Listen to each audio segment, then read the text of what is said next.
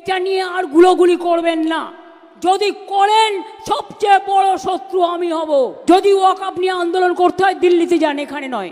মানে একটা মুখ্যমন্ত্রী এতটা নগ্নাও হয়ে যে কিনা মুসলিমদের ভোটেই 3বারের মুখ্যমন্ত্রী হয়েছে, সে এতটা মুসলিম বিদ্বেষী হবে এটা আমরা কখনো কল্পনা করিনি। আমরাও ওনাকে সন্দেহ করতাম যে উনি আরএসএসের যুক্ত, আরএসএসের দুর্গা। উনি আরএসএসকে দেশপ্রেমিক সংগঠন বলেন, মোহন ভাগবতকে বলেন শ্রদ্ধেয় মানুষ। উনি আডবাণীকে শ্রদ্ধা করতেন, অমিত শাহ মোদির সঙ্গে গোপন মিটিং করেন।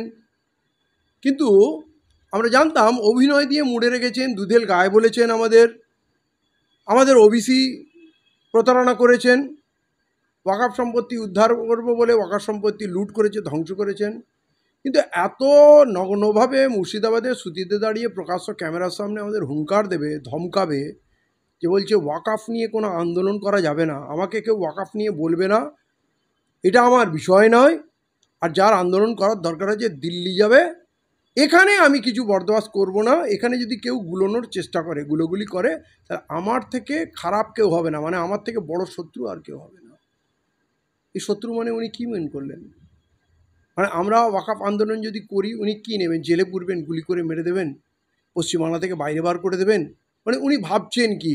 3বার মুখ্যমন্ত্রী করা হয়েছে, উনি নিজেকে মালিক ভাবছেন পশ্চিমবাংলার?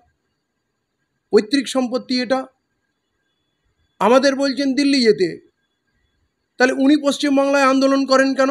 3বারের মুখ্যমন্ত্রী পশ্চিমবাংলায়, আপনি ক্ষমতায় আছেন, আপনি নিশ্চয়ই রাজ্য সরকারের বিরুদ্ধে আন্দোলন করেন না? আপনি কথায় কথায় আপনি সিএ আন্দোলন করেছেন, আপনি 100 দিনের রোজগার নিয়ে আন্দোলন করেছেন, আপনার ভাইপো গিয়ে রাজভবন ঘেরাও করেছে, প্রদর্শন, যেটা 144 এরিয়া। আপনি যা ইচ্ছা করতে পারেন না? আপনি আমাদের বলছেন দিল্লিতে গিয়ে প্রধানমন্ত্রীর সঙ্গে কথা বলো, হোম মিনিস্ট্রির সঙ্গে কথা বলো, রাষ্ট্রপতির সঙ্গে কথা বলো, এখানে নয়।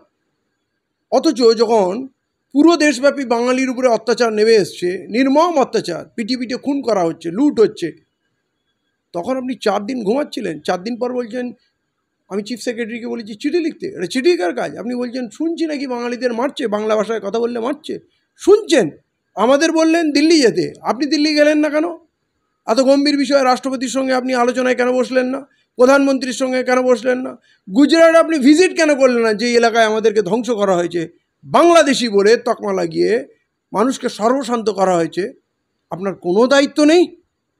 আপনি বাঙালিরও না। আপনি মানলাম ওয়াকফ সম্পত্তি আপনার না, আপনার তো জগন্নাথ ধাম হয়েছে, আপনার দক্ষিণেশ্বর কালী মন্দির আছে, আপনার দুর্গা কার্নিভেল আছে, আপনার সাগর মেলা আছে, আপনি আর মুসলমানেরও প্রয়োজন নেই, আর আপনার ওয়াকফ সম্পত্তির প্রয়োজন নেই, তাই আপনি ওয়াকফ সম্পত্তি নিয়ে কিছু বলবেন না। কিন্তু আপনি বাঙালির জন্যেও কথা বললেন না, বাঙালির জন্যেও দিল্লি ছুটে গেলেন না। নাকি আদানি আম্বানির মুখ্যমন্ত্রী, আপনি গুজরাটিদের মুখ্যমন্ত্রী, আপনি বলছেন ওখানে ওরা মারছে কিন্তু আমরা এখানে কাউকে কিছু করব না। এটা আপনার পাল্টা স্ট্র্যাটেজি। কিন্তু আপনার যখন প্রয়োজন হয় পঞ্চায়েত ইলেকশনে 100-এর উপরে মানুষকে মার্ডার করেন, বুলডোজার দিয়ে ঘর ভাঙে, লুটেন, তখন তো আপনি শান্তিপ্রিয় থাকেন না। মানে আপনার স্বার্থে ঘা লাগলে, আপনার রাজনীতির প্রতিবন্ধকতা হলে আপনি খুন খারাপ করবেন, কিন্তু বাঙালি মরে গেলে আপনার কোনো প্রতিক্রিয়া হবে না। আপনি কতটা মুসলমানের আর কতটা বাঙালির প্রমাণ হয়ে গেল। আপনি বলেছেন আপনার থেকে বড় শত্রু হবে না, জানা হয়ে গেল যে আপনি আমাদের প্রধান শত্রু। আমরা ভাবছিলাম বিজেপিকে আটকাতে লোক আপনাকে ভোট দেয়, আপনি বিজেপিকে আটকাবেন। বিজেপিকে কি আটকাবেন? আপনি বিজেপির থেকেও ভয়ঙ্কর। মানুষকে বিকল্প ভাবতে হবে।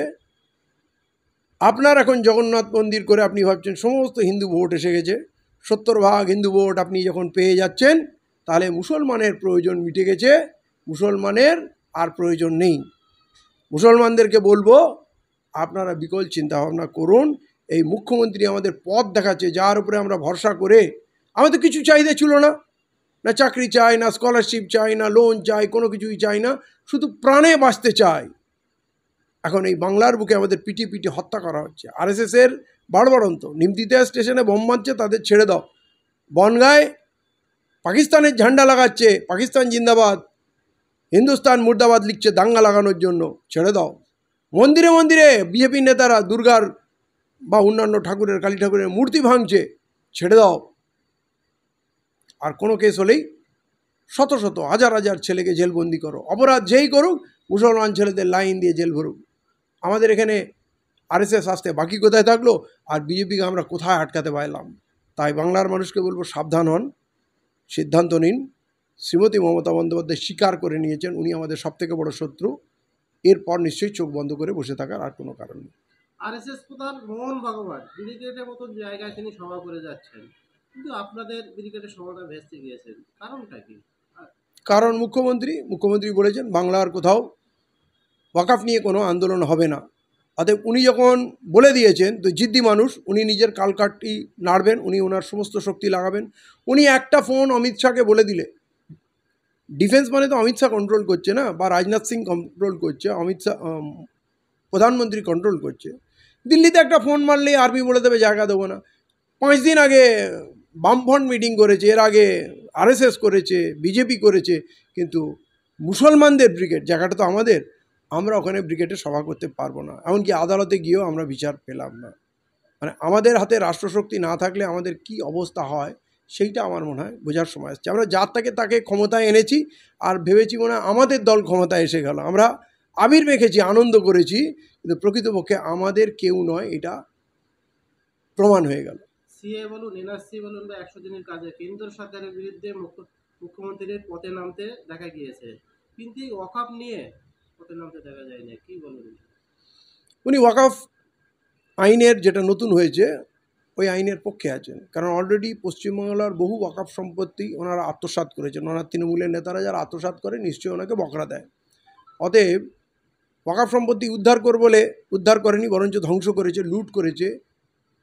অতএব এই আইনটা পাস হয়ে গেলে ওতে বলা আছে 12 বছরের বেশি যে সম্পত্তি কেউ দখল করে আছে সেটা তার হয়ে যাবে, ফেরত আসবে না। এরকম অনেক সম্পত্তি ফাউ পকেটে শ্রীমতী মমতা বন্দ্যোপাধ্যায়ের হয়ে যাবে বা দলের লোকেদের হয়ে যাবে। আর যারা এতদিন ওয়াকফ সম্পত্তি লুট করেছে তাদের আর ধরতে হবে না, কারণ সুপ্রিম কোর্টের জাজমেন্ট আছে ওয়ান্স ওয়াকফ ইজ অলওয়েজ ওয়াকফ, এবং শরিয়ত বলে যেটা আল্লাহর নামে ওয়াকফ করা হয়েছে কিয়ামত পর্যন্ত সেটা ওয়াকফই থাকবে।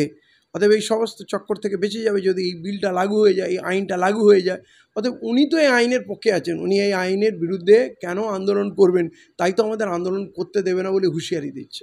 আর ওয়াকআপ নিয়ে আমি আর বলবো না, নতুন করে আমাকে বারবার ডোন্ট ইনসিস্ট মি।